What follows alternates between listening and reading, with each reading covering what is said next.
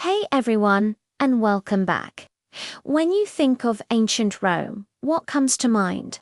Gladiators, epic battles, maybe those long, straight roads. Well, the Roman Empire was all that and so much more. It was a civilization packed with incredible innovations, bizarre customs, and engineering marvels that still blow our minds today. For over 1,000 years, they didn't just conquer lands, they shaped the very world we live in. So today, we're diving deep beyond the Colosseum and the legions to uncover some of the most amazing and strange curiosities of the Roman Empire. Trust me, you're going to see them in a whole new light. Let's start with something we all use every day: concrete. Believe it or not, the Romans were masters of it. But this wasn't just any concrete. They developed a special recipe using volcanic ash, lime, and seawater. This mixture created an incredibly durable, waterproof material that actually gets stronger over time when exposed to the elements. That's right, stronger. This is why structures like the Pantheon, with its massive unreinforced concrete dome, and ancient Roman harbors are still standing after 2,000 years, surviving earthquakes and the constant battering of the sea.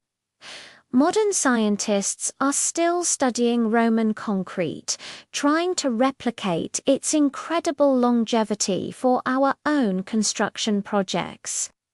It's a testament to their genius that their building material could literally heal itself. Now, from engineering to a different kind of public service, the first ever firefighters. As Rome grew into a bustling, overcrowded city of 1 million people, fire was a constant and terrifying threat. The narrow streets and wooden buildings were a recipe for disaster. Emperor Augustus decided to tackle this problem head-on. He established the Vigils Urbani, a corps of watchmen who acted as both a police force and a fire brigade. These weren't just bucket-wielding volunteers. They were a professional, organized unit with their own barracks and specialized equipment like pumps, hooks, and axes.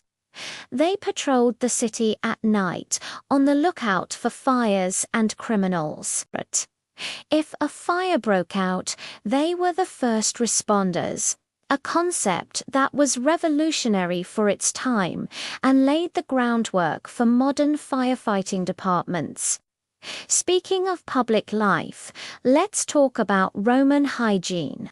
You've probably heard of their famous public baths, the These were more than just places to get clean. They were massive social hubs.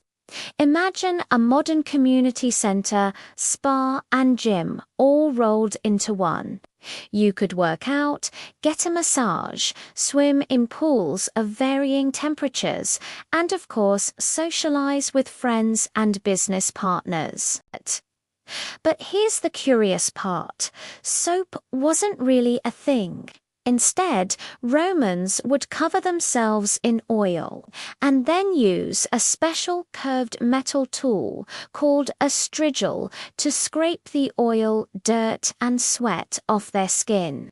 It sounds a bit strange to us, but it was their primary method of exfoliation and cleansing. And while we're on the topic of ... personal care, let's visit the Roman bathroom. Public latrines were common, and they were surprisingly social affairs. People would sit side by side on long stone or marble benches with keyhole-shaped openings, chatting away with no partitions for privacy and for toilet paper. They used something called a tessorium, which was essentially a sea sponge attached to a long stick. After use, it would be rinsed in a channel of running water or a bucket of salt water or vinegar and left for the next person. It's a stark reminder that our modern notions of privacy and sanitation are very, very different from the ancient world. Now, for a bit of Roman entertainment that goes beyond the gladiators. Chariot racing was the real superstar of Roman sports. The Circus Maximus in Rome could hold over 150,000 spectators, far more than the Colosseum. That's like 3 modern NFL stadiums combined. The fans were incredibly passionate, aligning themselves with one of 4 factions: the Reds, the Blues, and the Greens. These weren't just teams. They were almost like political parties, with die-hard supporters who would riot in the streets if their team lost. The charioteers themselves were superstars, earning vast fortunes and celebrity status. One famous charioteer, Gaius Appuleius Diocles, amassed a fortune that would be equivalent to billions of dollars today, making him one of the highest paid athletes in all of human history. But life wasn't all fun and games. Roman medicine was a strange mix of advanced techniques and pure superstition. Roman army surgeons were highly skilled, developing sophisticated surgical tools for treating battlefield wounds, performing amputations, and even rudimentary brain surgery. They understood the importance of cleanliness and would boil their instruments before use, a basic form of sterilization. Yet, at the same time, many Roman cures were based on magic and folklore. Pliny the Elder, a famous Roman author, recommended wearing an amulet containing a dried toad to cure a fever, or touching someone with gout with the hand of a person who had just died. It was a world where science and superstition lived side by side. Let's talk about the Roman diet.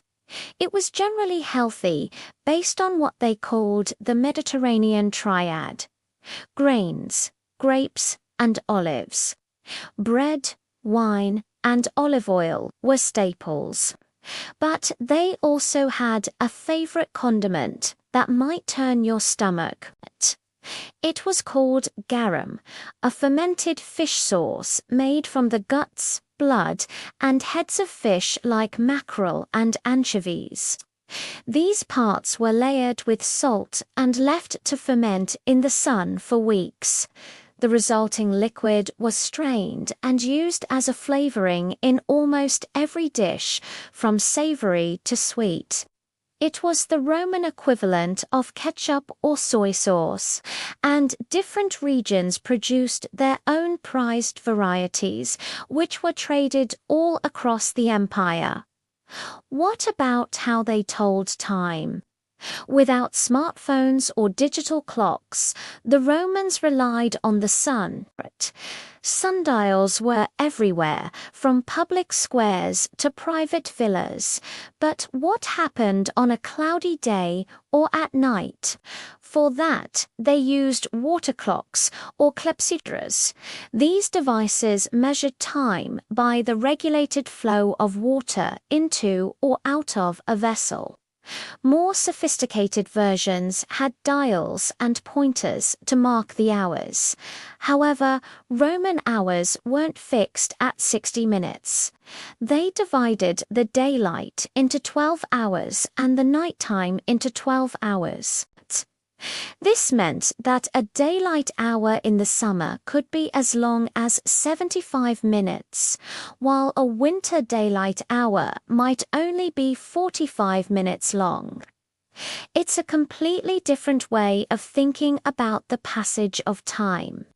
Let's also look at Roman fashion and beauty. Purple was the color of ultimate status.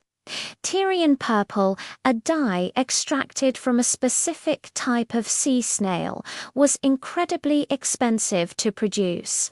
It took thousands of snails to create just a single gram of dye. As a result, only emperors and, on special occasions, triumphant generals were allowed to wear a full toga dyed in this magnificent color. It was the ultimate symbol of power and wealth. For cosmetics, Roman women used powders made from chalk or white, lead to lighten their skin, soot for eyeliner, and pigments like ochre or even wine dregs for blush and lipstick. And surprisingly, the unibrow was considered a sign of great intelligence and beauty, and women would often use dark powder to connect their eyebrows. Finally, one of the most curious Roman practices was their system of adoption, especially among the elite. For us, adoption is usually about providing a home for a child. For the Roman aristocracy, it was a political and economic tool. Wealthy, powerful men who had no biological son would often adopt a promising young adult to be their heir. This wasn't just a legal formality. The adopted son would take the family name and inherit the family's wealth, status, and political connections. Several of Rome's most famous emperors, including Augustus, Trajan, and Hadrian, came to power through adoption. It was a practical way to ensure a smooth succession and keep power within a trusted circle, prioritizing talent and capability over a simple bloodline. From self-healing concrete and organized firefighters to social toilets and billion-dollar athletes, the Roman world was a place of incredible contrasts and fascinating customs. They were brilliant engineers and superstitious patients, obsessive sports fans and savvy politicians. These curiosities show us that beyond the grand narrative of conquest and collapse, the Romans were people with unique solutions, strange habits, and a complex culture that continues to surprise and inspire us thousands of years later. They truly did lay the foundations for so much of our world, often in the most unexpected ways. Thanks so much for watching. What Roman curiosity do you find the most fascinating? Let me know down in the comments. And if you enjoyed this journey back in time, don't forget to like, subscribe, and hit that bell so you won't miss our next deep dive into history. See you next time.